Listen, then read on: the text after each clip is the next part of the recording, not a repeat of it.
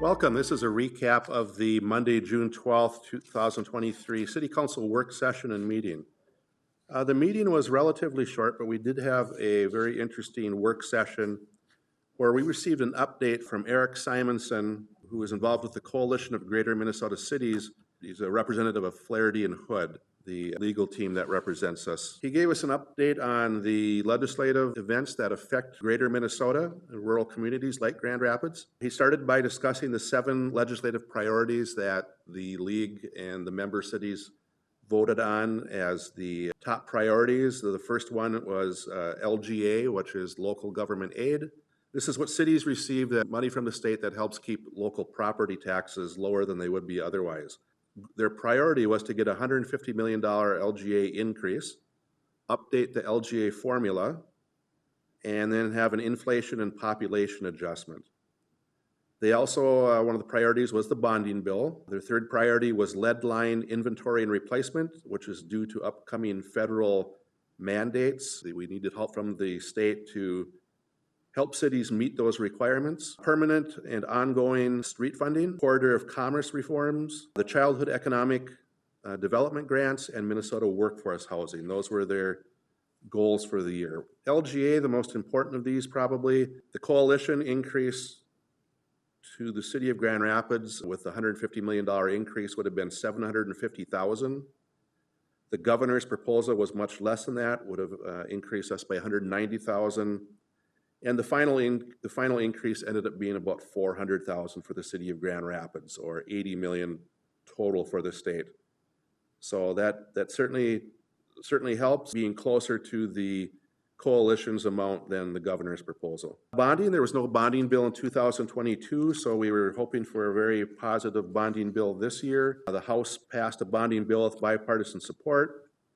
This didn't pass the Senate. It had a majority vote, but a bonding bill needs 60% to pass. The majority party decided if they couldn't get that passed, they were going to go to a cash only, which they had the votes to approve, which would have been $238 million less than the bonding bill.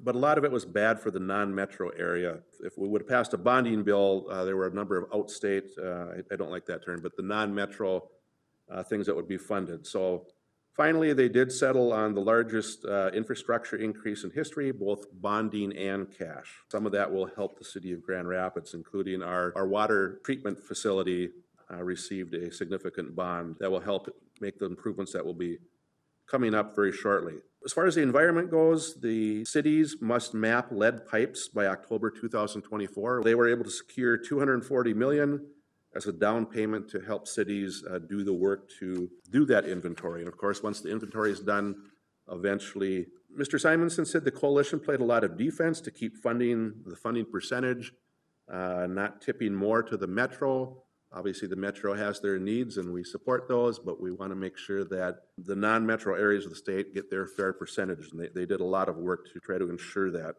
And then he eventually talked about the 2024 session, and it's a traditional year for bonding bill. And then any surplus spending, he believes there'll be some constitutional amendments proposed, fix-it items from 2023, and typically the even years end up being policy. And so it was a very informative update.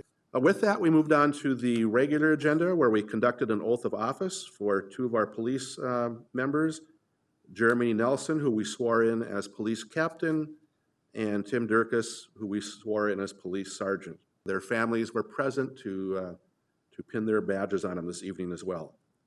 After that, we read a proclamation commemorating Juneteenth, which is now a federal holiday, and Grand Rapids has recognized it for a number of years, but we did that proclamation this evening. With that, the consent agenda had a couple items maybe worth note, including we approved the school resource officer agreement between the School District 318 and the city.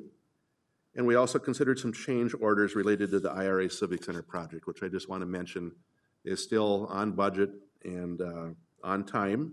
Was able to take a tour of it last Friday, and looks like we're getting through the major work. The roof trusses are on, and so things are moving forward. They're actually starting to put the tongue and groove ceiling in at this point. The regular agenda was short, but we did amend job descriptions for 2 city employees.